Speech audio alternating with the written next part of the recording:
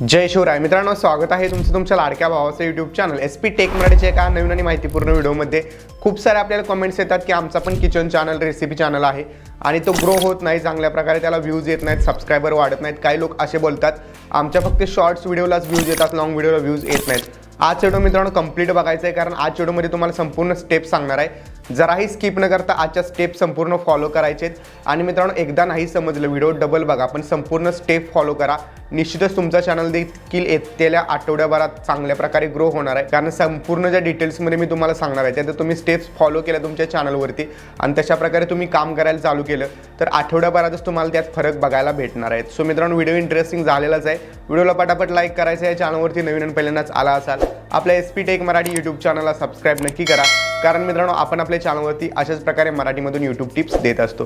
तर चला मित्रांनो जराही न वेळ घालवता आपण आपल्या आजच्या व्हिडिओला सुरुवात करूया। सगळ्यात पहिली गोष्ट, ज्यांचं पण किचन किंवा रेसिपी चॅनल असेल त्यांनी एक गोष्ट लक्षात घ्यायची आहे, तुम्ही व्हिडिओज कशा प्रकारचे बनवताय ते खूप महत्त्वाचं आहे। तुम्ही फेस कॅम बनवत असाल, विदाउट फेस कॅम बनवत असाल तो तुमचा प्रश्न आहे वैयक्तिक, पण तुम्ही विदाउट फेस कॅम जरी बनवत असला तरी देखील तुम्हाला मी ज्या स्टेप्स सांगणार आहे अशा त्या तुम्ही फॉलो करायलाच पाहिजेत। आता बरेच लोक काय करतात, जे पण रेसिपी ऑलरेडी यूट्यूबवरती आहेत त्याच रेसिपी परत अपलोड करतात, किंवा काही काय करतात की घरामध्ये आपण जे जेवण बनवणारच आहोत तर त्याचाच एक व्हिडिओ बनवून टाकावा म्हणून टाकतात, झाला व्हायरल तर झाला, असं अजिबात तुम्ही करायचं नाही। सुरुवातीला जर तुम्ही यूट्यूब चॅनलवरती नवीन चॅनलवरती काम करत असला तर तुम्हाला अशा काही युनिक्स रेसिपी बनवायच्या ज्या रेसिपी तुम्ही कुठेही आजपर्यंत यूट्यूबवरती बघितलेल्या नाहीत, आणि अशा खूप साऱ्या रेसिपीज तुम्हाला बघायला भेटतील।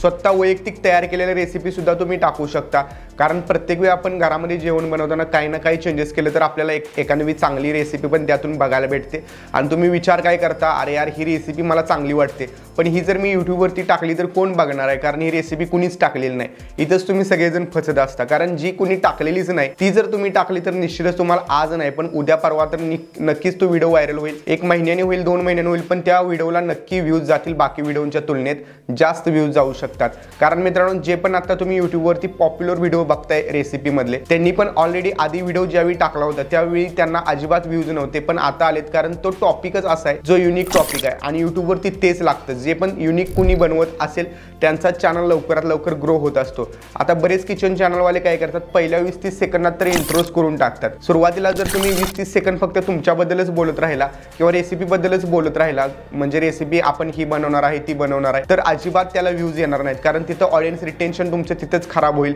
तिथंच लोक व्हिडिओ सोडून जातील। भलेही तुमच्या व्हिडिओवरती क्लिक करून व्ह्यूज आले असतील सुरुवातीला, तरी देखील पहिल्या 20-30 सेकंदात जर तुम्ही चांगल्या प्रकारे इम्प्रेशन नाही टाकलं तर तिथेच तुमचे लोक सोडून जाणार आहेत। त्यासाठी सगळ्यात पहिल्यांदा काय करायचंय, सुरुवातच करताना तुम्ही पहिले 2-3 सेकंद ठीक आहे नमस्कार वगैरे बोलू शकता, पण त्यानंतर तुम्हाला काय करायचंय, जी पण रेसिपी तुम्ही बनवलेली आहे सगळ्यात पहिल्यांदा काय करायचं, रेसिपी बनवायची आणि त्यानंतर इंट्रो शूट करायचं। रेसिपी बनवताना संपूर्ण स्टेप्स तुम्ही फॉलो करणारच आहात।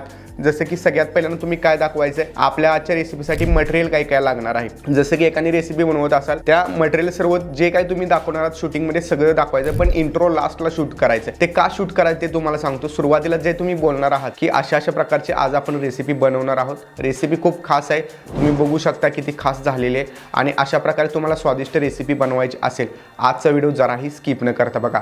पहिल्या 10-15 सेकंदातच तुम्ही इतकंच बोलून नंतर डायरेक्ट व्हिडिओला सुरुवात करायची आहे। पण ज्यावेळी तुम्ही सांगणार आहात आज आपण ही रेसिपी बनवणार आहोत, या पदार्थांपासून बनवणार आहोत, एकदम युनिक रेसिपी आहे, जबरदस्त रेसिपी व्हिडिओ होणार आहे, सो त्यावेळी तुम्ही काय करायचंय, जो तुम्ही रेसिपी बनवलेला व्हिडिओ आहे म्हणजे रेसिपी जी कंप्लीट तुमची बनवून रेडी आहे त्या रेसिपीचं तुम्ही सिनेमॅटिक शॉट घ्यायचे। तर सिनेमॅटिक शॉट घेताना तुम्हाला काय करायचंय, एखादा कुठला पण तुमचा रेसिपीचा प्रोडक्ट असेल, लाईक कुठली पण रेसिपी तुम्ही बनवलेली असेल, ठीक आहे, फॉर एक्झाम्पल तुम्ही भेळ जर बनवली असेल तर तुम्ही त्या भेळचं शूटिंग घेताना असं एकदम क्लोजअपने मोबाईल मूव्ह करताना असं शूटिंग घ्यायचं आहे। प्लस ती भेळ तुम्ही आउटडोअरला घ्या, मागं नेचर दिसलं पाहिजे त्यामध्ये शूटिंग घ्या, आणि त्या शूटिंगचे मित्रांनो तुम्ही स्टार्टला जे बोलणार आहात त्यावेळी त्या शूटिंगचं फुटेज दाखवा, आणि त्यामध्ये सजावट जितकी करता येईल रेसिपीमध्ये। आता नुसती भेळ जर दाखवली तर कुणी नाही बघणार, पण त्या भेळवरती व्यवस्थित शेव टाकली, थोडंसं कोथिंबीर वगैरे टाकली, त्यानंतर लिंबू साईडला ठेवला, चमचा व्यवस्थित ठेवला, त्यानंतर कांदा टोमॅटो वगैरे कापून साईडला थोडंसं डेकोरेटिव्ह बनवलं तर अगदीच निश्चित ती तुमची रेसिपीची डिश जी आहे ती अट्रॅक्टिव्ह वाटणार आहे। आणि जितकं अट्रॅक्शन सुरुवातीला 15-20 सेकंदात तुमच्या ऑडियन्सला होईल तितका तुमचा ऑडियन्स पूर्ण व्हिडिओ बघण्याचे चान्सेस असतात. सो त्यामुळे सुरुवातीला 15-20 सेकंद तुम्ही अशा प्रकारे बनवा. त्यानंतर तुम्ही काय करता, रेसिपीची सुरुवात करताना प्रोडक्ट पहिल्यांदा दाखवायचे, तुम्ही काय काय वापरणार आहात हे दाखवायचे, लिस्ट दाखवायचे. त्यामुळे मित्रांनो ऑडियन्स एंगेज होतो त्या ठिकाणी. आणि त्या रेसिपीमध्ये जे प्रोडक्ट तुम्ही दाखवणार आहात ते जर घरगुती उपलब्ध होणारे मटेरियल असेल तर तिथं पण ऑडियन्स थांबतं तुमचा पुढचा व्हिडिओ बघण्यासाठी. सो त्यामुळे तुम्ही जे पण प्रोडक्ट दाखवणार असाल, जसं की चिरमुरे असतात, त्यानंतर चिंचेचे पाणी वगैरे असतं, तर ह्या सगळ्या गोष्टी ज्या तुम्ही दाखवणार आहात हे तुम्ही एका बाउलमध्ये छोटे छोट्या वस्तू ठेवा आणि त्याचं शूटिंग घ्या. हा प्रोडक्ट आपण यूज करणार आहोत, चमचाभर मीठ यूज करणार आहोत, असं तुम्ही त्यामध्ये दाखवा. आणि जे पण तुम्ही दाखवताय प्रोडक्ट त्याखाली कॅप्शन मात्र नक्की लिहा. जसं की आता तुम्हाला स्क्रीनवरती दिसत आहे चिरमुरे, चिंचेचे पाणी, मीठ, तिखट, कोथिंबीर, कांदा, हे जसं तुम्हाला आता इथं कॅप्शन दिसलं सेम तसंच कॅप्शन तुम्ही देखील तुमच्या व्हिडिओमध्ये अप्लाय करायचं. जर तुम्ही अशा प्रकारे कॅप्शन सहित जर मटेरियल सांगितलं तर ते ऑडियन्सला जास्त एंगेजिंग बनवेल. आणि हे सर्व मटेरियल तुम्ही सर्व जे काय आहे इंट्रो मटेरियल हे सर्व 1 मिनिटाच्या आतमध्ये बसवायचं आहे आणि तिथून पुढे तुमच्या रेसिपीला स्टार्ट करायचं आहे. रेसिपी स्टार्ट करताना एक ट्राय घ्या की तुम्ही एकाच अँगलनं कधी शूट करू नका. समजा तुम्ही भेळ बनवत आहात, थोडंसं चिरमुरे टाकल्यानंतर थांबा, कॅमेरा दुसऱ्या अँगलला लावा, तिकडून शूट घ्या. असे वेगवेगळ्या अँगलनं जर तुम्ही वेगवेगळे अँगल दाखवले, एका मोबाईलवरून पण मल्टिपल जे आहे ते अँगल घेता येतात, आपल्याला टेक घेता येतात. जसं की पहिल्यांदा थोडंसं दाखवायचं, नंतर लगेच कॅमेराचा अँगल बदलायचा, थोडी वेगळी रेसिपी म्हणजे वेगळ्या अँगलने दाखवायचं ते शूटिंग. असं जर तुम्ही दाखवत राहिला तर निश्चितच तुमचा व्हिडिओ एंगेजिंग होईल. आणि या टाईपचे फॉलो केल्यानंतर तुम्ही व्हिडिओ परफेक्ट एडिट केला, सॉफ्ट म्युझिक बॅकग्राऊंडला लावायचं आहे थोडंफार, आणि सॉफ्ट म्युझिक लावून व्हिडिओ तुमचा रेडी झाला. आता रेडी झाला म्हणजे काम झालं नाही. त्यानंतर सगळ्यात महत्त्वाची गोष्ट आहे, ते व्हिडिओ चांगला झाल्यानंतर थंबनेल महत्त्वाचा आहे. तर थंबनेलवरती तुम्ही फोटोज थोडेफार चांगले क्लिक करा, जसे की मी तुम्हाला स्क्रीनवरती दाखवत आहे.